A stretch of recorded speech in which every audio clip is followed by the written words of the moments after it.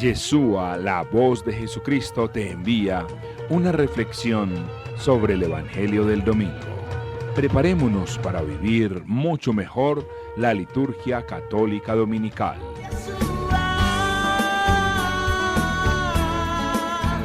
Un saludo para todos los que escuchan esta reflexión del Evangelio del Domingo. La liturgia nos viene trayendo el Sermón del Monte. Se inició precisamente con las bienaventuranzas. El domingo pasado se habló de aquella comparación. El cristiano es luz, pero también es sal. Y hoy, en este domingo, vamos a empezar a reflexionar sobre lo que conocemos como las antítesis. Mateo capítulo 5, versículo 20. Ustedes bien saben, una tesis pretende demostrar algo, ¿cierto? Dar una certeza sobre algo. Y Jesús precisamente viene con algo contrario a la tesis. Por eso le llamamos antítesis o complementario a la tesis que traían hasta ese momento los judíos, el rabinismo judío. Porque os digo que si vuestra justicia no es mayor que la de los escribas y fariseos, no entraréis en el reino de los cielos. Estamos hablando del capítulo 5, versículo 20 y siguientes del Evangelio según San Mateo, en este sermón del monte, el sermón de la montaña, que empezó con esas bienaventuranzas maravillosas que nos impulsan a tener un pensamiento superior inclusive a la ley de los judíos. Esas 8 bienaventuranzas que nos presenta Mateo.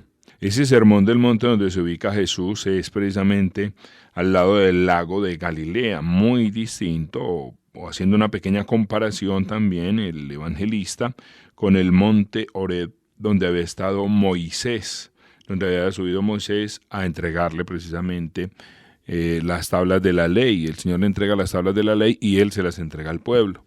Entonces lo que pretende aquí también el evangelista es darnos esa nueva ley. Jesús nos trae una nueva ley o una nueva Torá, lo que hemos conocido como la Torá del Mesías, que es una parte que nos presenta el Papa Benedicto XVI en su libro Jesús de Nazaret, donde él hace una comparación también con otro libro que se llama Un rabino habla con Jesús, de Jacob Neusner. Este rabino comienza a mirar precisamente esta parte del Sermón del Monte y trata de acercarse para entender a este rabino que es Jesús, a este maestro que es Jesús, y se comienza a impactar por algo muy profundo, y es precisamente esto que acabamos de leer. Jesús comienza a decirle a la multitud, a los discípulos, a la gente en este Sermón del Monte, que nuestra justicia tiene que ser superior a la de los escribas y los fariseos. Recuerden que los escribas eran aquellas personas que precisamente se dedicaban a escribir, a transliterar la Torá y otros textos, y era toda una profesión y muy valorada porque se iba aprendiendo la ley y se convertían inclusive en abogados, en personas que mediaban en diferentes situaciones. Y los fariseos, ustedes bien saben que eran aquellos hombres buenos, santos, dentro del pueblo de Israel, que a partir del año 180 a.C. deciden no atacar al imperio que los oprimía en ese momento, que era el imperio griego. El imperio griego había decidido acabar con las diferentes culturas que ellos invadían. Y obviamente tenían contradictores o tenían personas, o dentro de estos pueblos surgían aquellos que querían atacar. Pero estos judíos, los fariseos, deciden orar más bien, cumplir más la ley. Entonces Jesús está invitándonos a tener una justicia superior a la de los fariseos, que era precisamente aquel grupo que vivía perfecto, a plenitud la ley, en su totalidad, estrictamente la ley. Un fariseo, por ejemplo, conocido es Pablo, que él mismo se va a llamar: yo soy fariseo, judío, hijo de judío, formado a los pies de Gamaliel, que a su vez pertenecía a esa casta de Hillel y Chamay, unos grandes fariseos, unos grandes judíos, unos maestros muy reconocidos en el pueblo de Israel. Y él se jacta de su de su grupo fariseo, de su pensamiento fariseo. Sin embargo, aquí Jesús nos dice que tiene que ser nuestra justicia superior. Y comienza a narrar a partir del versículo 21 lo que conocemos como las antítesis. Vamos a ver si le damos una miradita a algunas. Son 6 antítesis. Hoy se alcanzan a narrar algunas en el Evangelio. Tenemos un texto muy largo que va a ir hasta el versículo 37, extenso, y la próxima semana se tomará del versículo 38 en adelante. Él nos dice, habéis oído que se dijo a los antepasados, no matarás, toma el mandamiento número 5, pues el que mate será reo ante el tribunal. Pues yo os digo que todo aquel que se encolerice contra su hermano será reo ante el tribunal. El que llame a su hermano imbécil será reo ante el Sanedrín, y el que llame renegado será reo de la gehenna y del fuego. Mire pues cómo va avanzando el Señor. Ya no solo nos está diciendo no matar, ya no solo nos está diciendo que hay que cumplir los 10 mandamientos, sino que todavía va más allá. El pensamiento de los rabinos, y Jacob Neusner también nos va a hablar en su libro, Un rabino habla con Jesús, que el objetivo es como proteger el mandato, ¿cierto? Proteger la norma, y en el fondo es evitar que la persona caiga en situaciones de pecado, en situaciones que la destruyan, ¿cierto? Entonces podríamos hacer una comparación cuando estamos en nuestras fincas o en nuestras propiedades cerca a un abismo, pues lo que se hace es construir lejos del abismo. Inclusive poner un muro, un vallado o poner unas mallas que nos separen de ese abismo. Y el abismo en definitiva es el pecado. Pero Jesús no pretende poner unas mallas, no pretende poner un vallado, un muro que nos alejen, ¿no? No pretende tanto proteger la norma. Jesús lo que pretende más es proteger nuestro corazón. Enseñarnos a mirar hacia adentro, a mirar que yo no solamente mato cuando le clavo el puñal a alguien o disparo contra alguien, sino que si a mi hermano lo llamo imbécil, ¿cierto? Lo trato mal, le doy una mala palabra, yo soy reo ante el Sanedrín. Recuerde que el Sanedrín o Sinedrio era ese grupo de 70 ancianos o maestros que se reunían en torno al templo, que dirigían al pueblo de Israel, no solo en las cuestiones religiosas, sino también en las cuestiones políticas. Esos 70 ancianos más el sumo sacerdote era ese Sanedrín que podían determinar leyes, que podían organizar el pueblo. Pero además nos dice, si llamo a mi hermano renegado, seré reo de la gehenna y del fuego. O sea, esa gehenna era ese lugar donde por algún motivo el pueblo de Israel, para quemar las basuras, tenía un lugar donde continuamente estaba encendido, quemando y quemando las basuras. De alguna manera, cuando se nos habla de la gehenna, se nos habla de este lugar, donde no para nunca el fuego. Y ellos de alguna manera lo venían asimilando como con el infierno, donde siempre había fuego. Entonces, si al momento...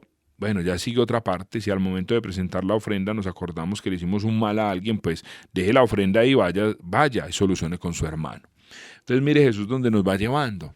No simplemente es cumplir la ley por cumplir la ley. No simplemente no mato porque alguien me dijo es pecado matar.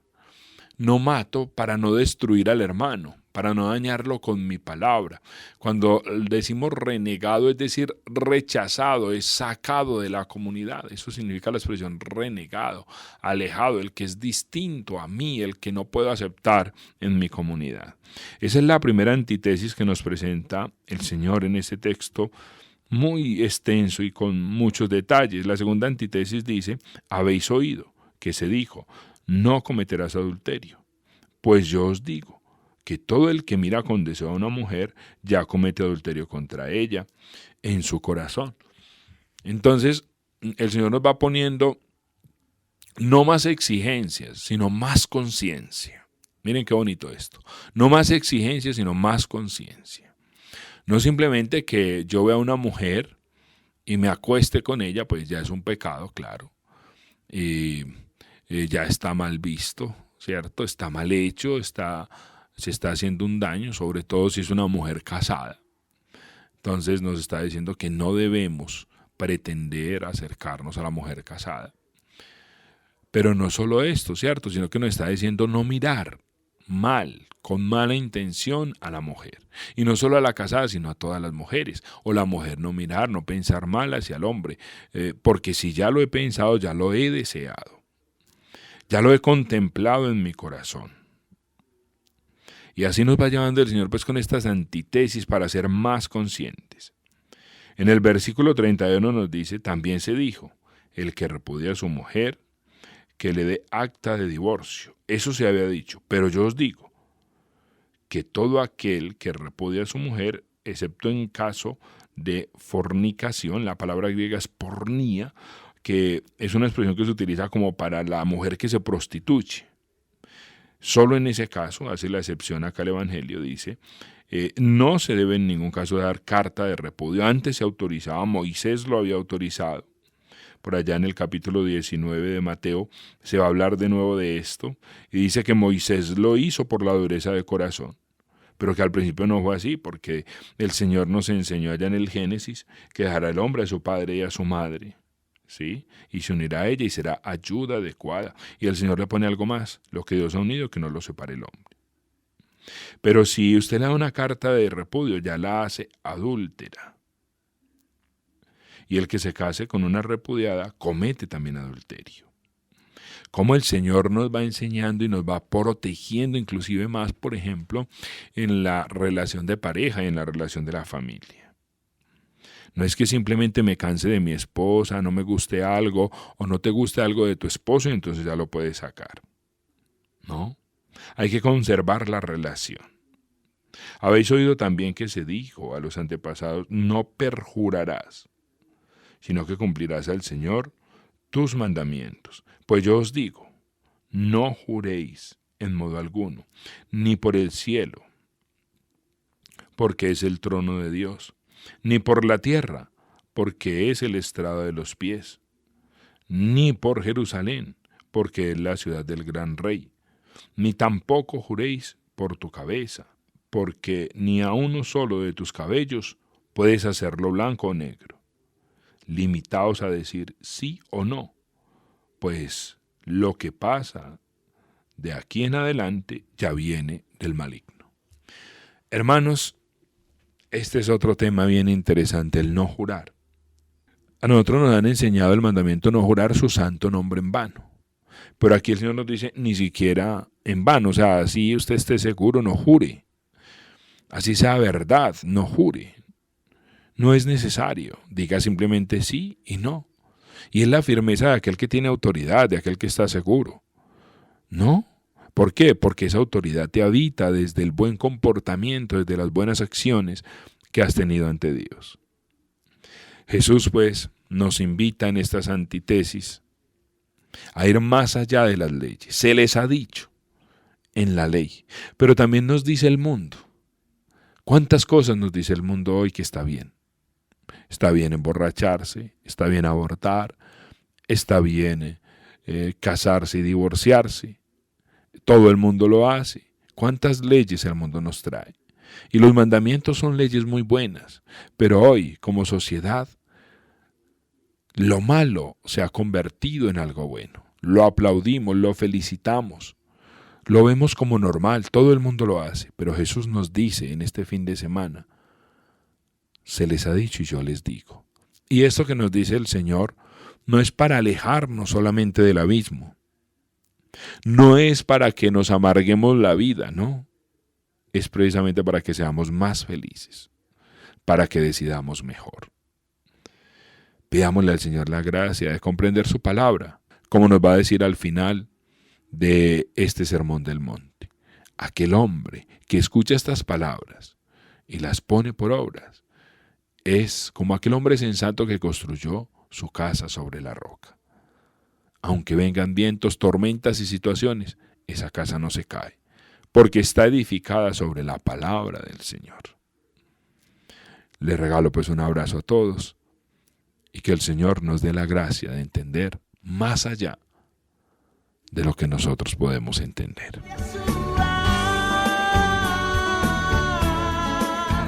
Visita nuestra página www.ebcyesua.org. Entérate de las diferentes actividades en los teléfonos 448-1530 y 422-1780.